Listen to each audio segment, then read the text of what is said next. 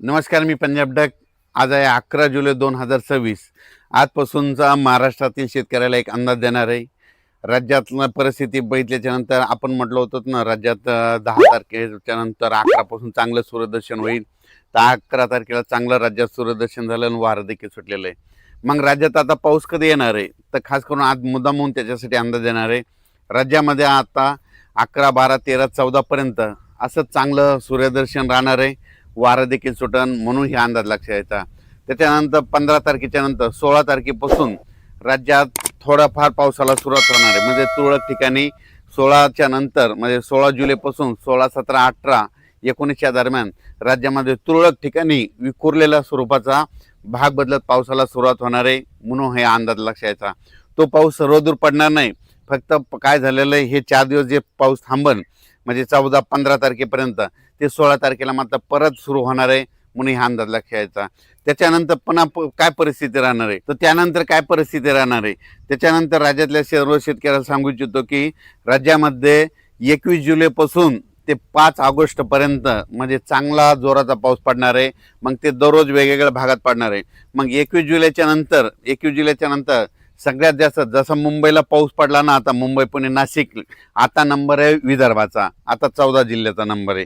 मग तुम्हाला सांगू इच्छितो 21 जुलै ते 21 जुलै ते 5 जुलैच्या दरम्यान राज्यामध्ये गडचिरोली, चंद्रपूर, नागपूर, वर्धा, भंडारा, गोंदिया, यवतमाळ, अकोला, हिंगोली, वाशिम, त्याच्यानंतर इकडं बुलढाणा जिल्हा, जालना जिल्हा, जळगाव जिल्हा, ह्या भागामध्ये मात्र 21 जुलै, 22, 23, 24पर्यंत चांगला जोराचा पाऊस पडणार आहे. म्हणून हा अंदाज लक्षात यायचा.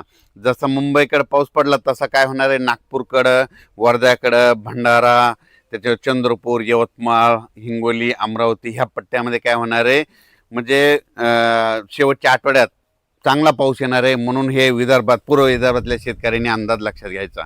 21 जुलै ते 5 ऑगस्टच्या दरम्यान विदर्भामध्ये चांगला पाऊस पडणार आहे. पूर्व विदर्भ आणि पश्चिममध्ये 6, 5, 11 जिल्ह्यामध्ये चांगला पाऊस पडणार आहे. म्हणून विदर्भवासियासाठी आनंदाची बातमी. म्हणून विदर्भातल्या शेतकऱ्यांनी 20 तारखेपर्यंत तुम्ही तुमची शेतीचे कामे करून घ्यायचे, कारण की 21 तारखेच्या नंतर चांगला जोराचा पाऊस तुमच्या भागात येणार आहे. म्हणून हा अंदाज लक्षात घ्यायचा. जसं मुंबईकडे पडला तसा आता विदर्भाचा नंबर आहे. नागपूरचा, वर्ध्याचा, भंडाराचा, चंद्रपूरचा, गडचिरोलीचा त्यांचा आता नंबर आहे. म्हणून हा अंदाज त्यांनी लक्षात घ्यायचा. पण तुम्हाला एक सगळ्यात महत्त्वाचं सांगू इच्छितो, पंढरपूरची दिंडी परतल्याच्या नंतर मात्र राज्यात माझा जोराचा पाऊस पडणार आहे. म्हणून ही अंदाज लक्षात यायचा. मग ते पाऊस कसा पडणार आहे, 27 जुलैपासून ते 5 ऑगस्टपर्यंत राज्यात मग जोराचा पाऊस सगळीकडेच पडणार आहे. म्हणून हा अंदाज लक्षात यायचा.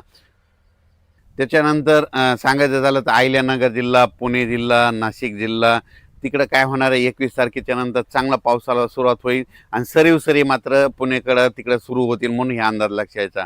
त्याच्यानंतर इकडं सांगली जिल्हा झालं, सोलापूर जिल्हा झालं, लातूर जिल्हा झालं, धाराशिव जिल्हा झालं. जुलैच्या शेवटच्या आठवड्यामध्ये तिकडं पाऊस येणार आहे. तिकडे सध्या तरी असा मोठा पाऊस तिकडल्या भागात नाही. म्हणून लातूर जिल्हा, त्याच्यानंतर धाराशिव जिल्हा, सोलापूर जिल्हा, सांगली जिल्हा ह्या भागातील शेतकऱ्यांनी, बीड जिल्ह्याचा काही भागातील शेतकऱ्यांनी लक्षात यायचा. आता हे जे पाऊस येणार आहे, म्हणजे आता 21 जुलैपासून जे जास्त पाऊस फक्त आता पूर्व विदर्भ आणि पश्चिम म्हणजे 14 जिल्ह्यामध्ये जास्त पडणार आहे. म्हणून हा अंदाज लक्षात यायचा.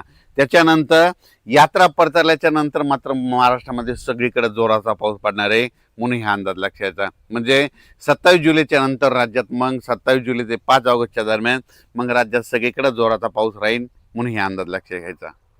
तसेच काही जिल्ह्यामध्ये आणखीन अद्यापही काही काही भागात पाऊस झाला नाही. त्याच्यामध्ये नंदुरबार जिल्हा एक आहे, सोलापूर जिल्हा एक आहे, लातूर जिल्ह्याचा काही भाग आहे, धाराशिव जिल्ह्याचा भाग आहे, बीड जिल्ह्याचा काही भाग आहे, नांदेडचा काही भाग आहे, सांगलीचा काही भाग आहे.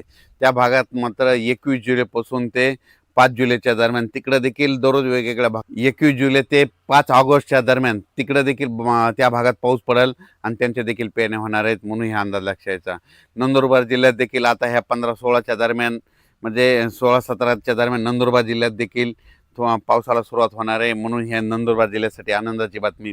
राज्यात मात्र 15 जुलै, 16, 17, 18ला विखुरलेल्या स्वरूपात भाग बदलत पाऊस पडणार आहे. सर्वदूर पडणार नाही. फक्त पाऊस सुरू होणार, एकदम असा बंद पडणार नाही म्हणून हे अंदाज खास करून अंदाज दिलेला आहे. कारण की प्रसार माध्यमातून खंड असा शब्द वापरला. तुम्हाला सांगू इच्छितो एकदम खंड म्हणजे की सगळा पाऊस बंद असतो, तसं काही होणार नाही. 15, 16, 17, 18च्या दरम्यान राज्यात परत पाऊस थोडाफार सुरुवात होणार आहे. त्याच्यानंतर काय होणार, 21 जुलैपासून ते 5 ऑगस्टच्या दरम्यान राज्यात पुन्हा पाऊस चांगला सक्रिय होणार आहे. 2 चक्रीवादळ येणार आहेत. एक पहिलं चक्रीवादळ येईल, ते काय होईल, ते गडचिरोलीकडून पूर्व विदर्भातून लगेच असं पूर्व विदर्भाकडून पश्चिमी विदर्भात जाईल, पश्चिमी विदर्भाकडून उत्तर महाराष्ट्राकडे जाईल, उत्तर महाराष्ट्राकडून गुजरातकडे जाऊन धुमाकूळ घालेल. पण ते जात असताना काय होईल, महाराष्ट्रात मात्र पाऊस पडेल म्हणून हे लक्षात येतं. काही भागात रिमझिम पडेल, काही ठिकाणी जोरात पडेल. म्हणून येते 21 जुलै ते 23-24 पर्यंत त्याचा असर राहील.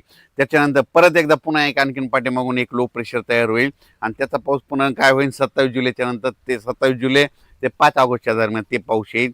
म्हणून हे अंदाज लक्षात यायचा. राज्यात एकदम सगळीकडे पाऊस असा बंद काय होणार नाही.